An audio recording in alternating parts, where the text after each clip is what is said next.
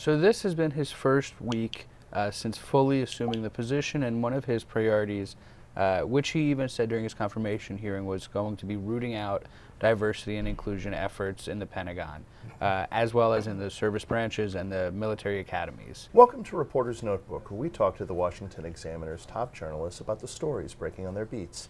I'm Jim Antle, and I'm joined today by defense reporter Mike Brest. Mike, a military aircraft was involved in a deadly crash at one of Washington, D.C.'s main airports. What do we know?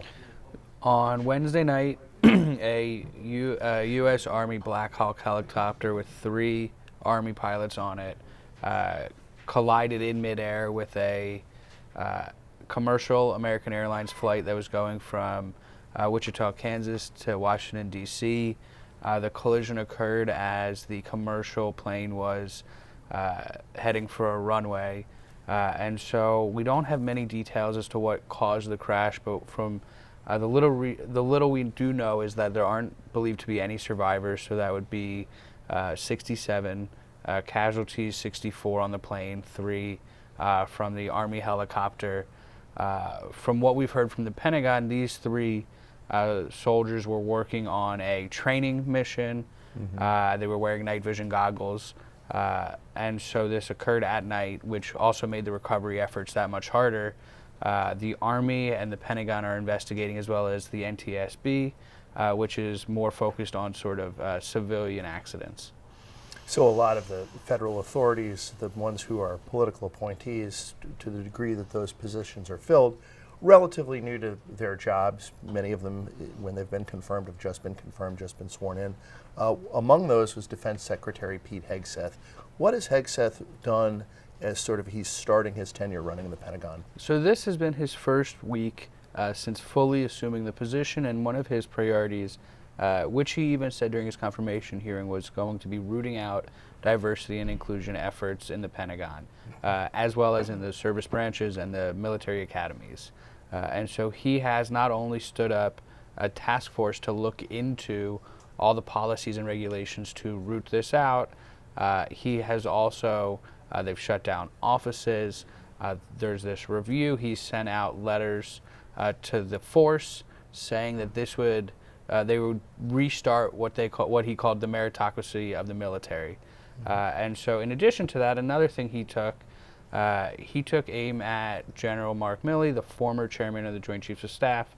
And so Hegseth encouraged the acting inspector general to look into Milley's conduct towards the end of his tenure to see whether or not his chairman of the Joint Chiefs of Staff. Correct, to see whether or not his behavior sort of fell under, if he was acting insubordinate to the president at the time, which was Trump during the end of his first term, and whether his actions warranted a demotion. This is the contact with China, with the Chinese government. Correct. So at the end, around the 2020 election, General Milley had 2 phone calls with his Chinese counterpart. Now, a lot of the details come from a Bob Woodward book. However, it's unclear how accurate the book was, and there are quotes of conversations in the book, and depending on the veracity of them, which we may never know, do impact sort of the significance of what Milley allegedly said. And so at the time, you'll remember President Trump had lost the election, but was filing lawsuit after lawsuit, trying to find a way to win. And so there were concerns that President Trump could try and start a war through the military to potentially figure out a way to stay in power. And so General Milley, concerned with what Trump may do, reached out to his Chinese counterpart and said he would let him know if an attack would happen. That being said, it's not within General Milley's purview as the chairman of the Joint Chiefs of Staff to potentially undermine a presidential action, especially one like declaring war. And so this is a topic that has riled up Republicans for years since it came out really after Trump left office in January 2021. That being said, now that Hegseth is at the Pentagon, he has called for Milley's security clearance to be revoked, which he did, and also revoked his security detail. And so we know President Trump has revoked the security clearances of several former officials who worked with him during his first term, who have been under threat by Iran following his decision for the military to carry out the assassination of General Soleimani from Iran.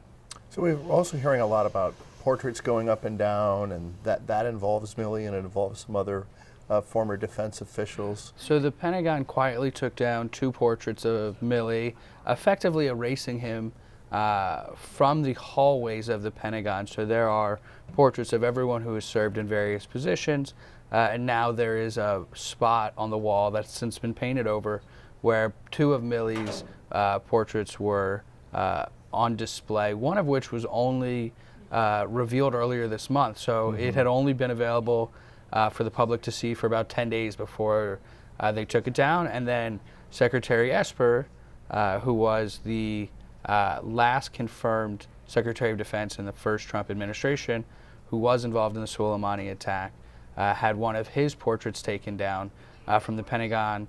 And at this point, we don't know whether or not President Trump has revoked Secretary Esper's clearance, but it would not be shocking given he has come to General Milley's defense. Thank you, Mike. You can read Mike and the rest of our national security team's coverage at washingtonexaminer.com.